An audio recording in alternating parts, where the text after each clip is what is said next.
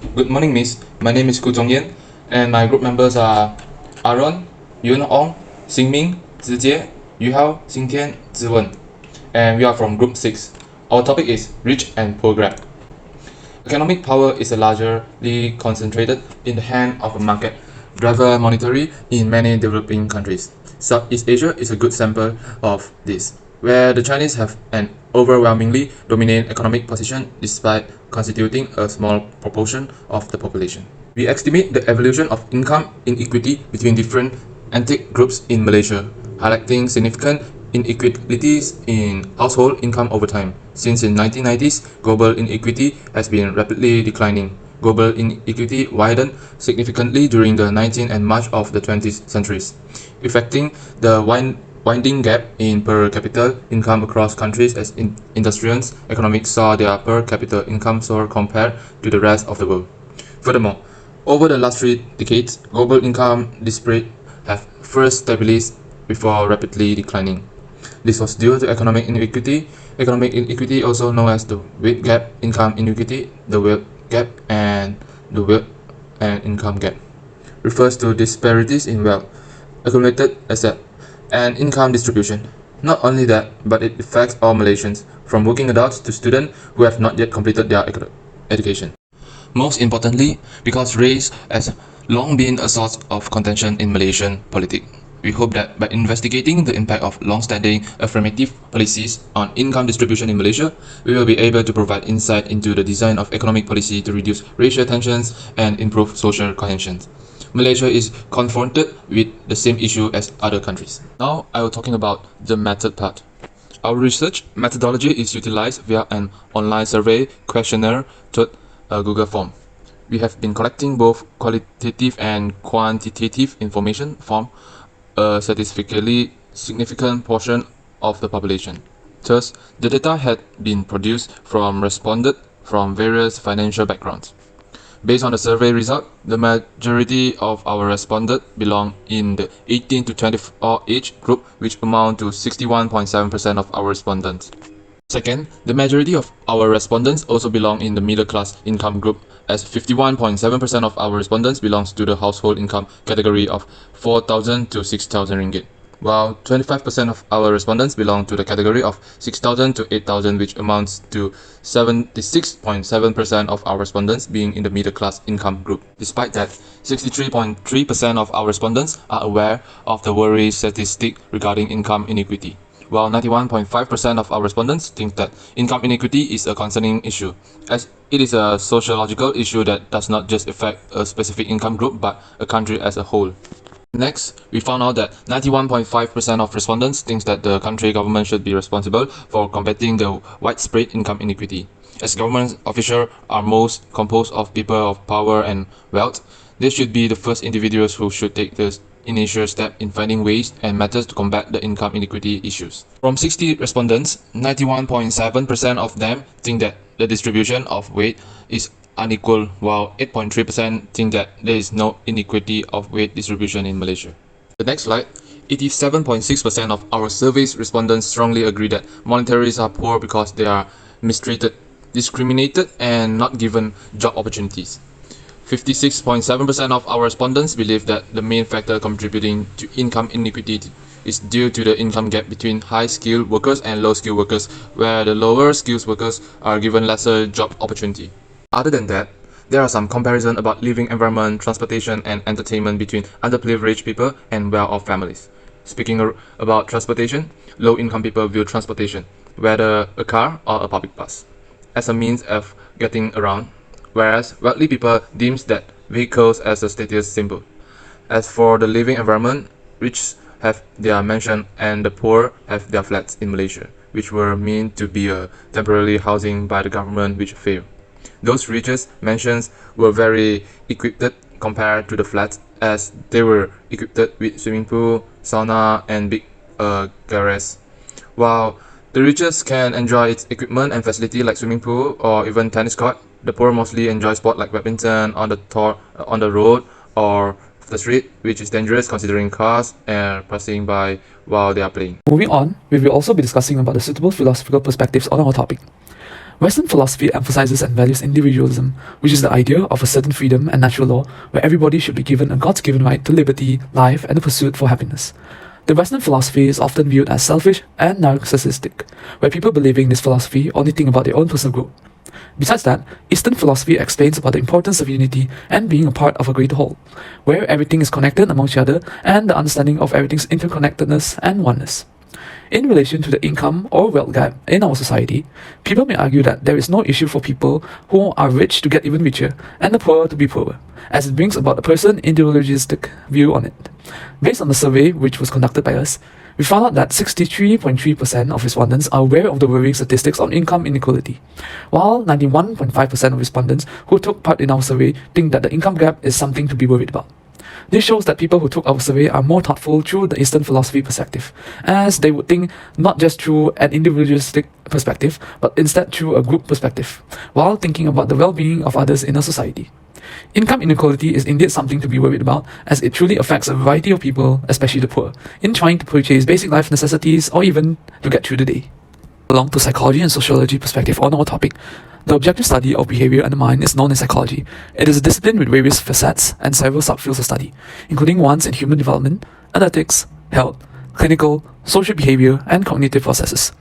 The focus was on philosophy, with famous thinkers like Socrates influencing Plato, who in turn influenced Aristotle.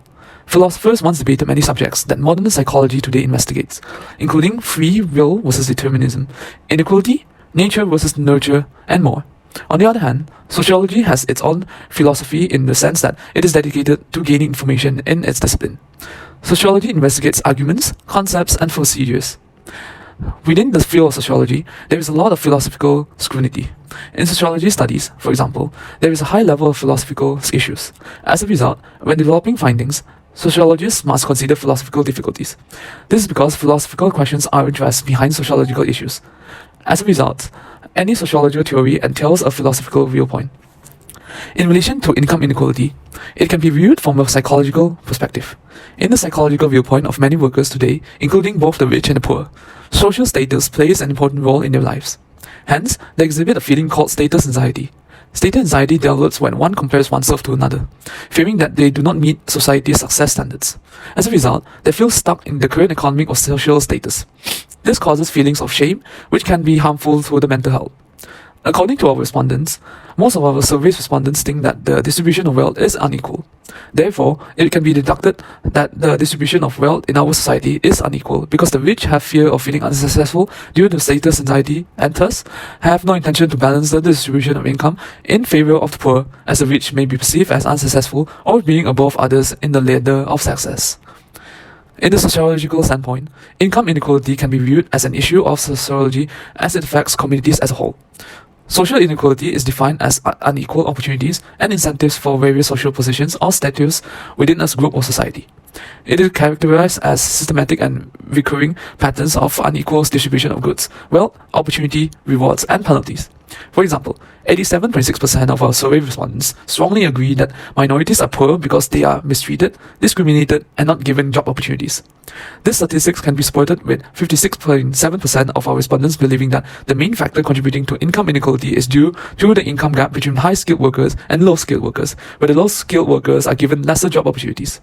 Finally, 51.7% of our respondents belong to the household income category of 400,000 to 600,000 ringgit Malaysia, while 25% of our respondents belong to the category of 6,000 to 8,000, which amounts to 76.7% of our respondents being in the middle-class income group.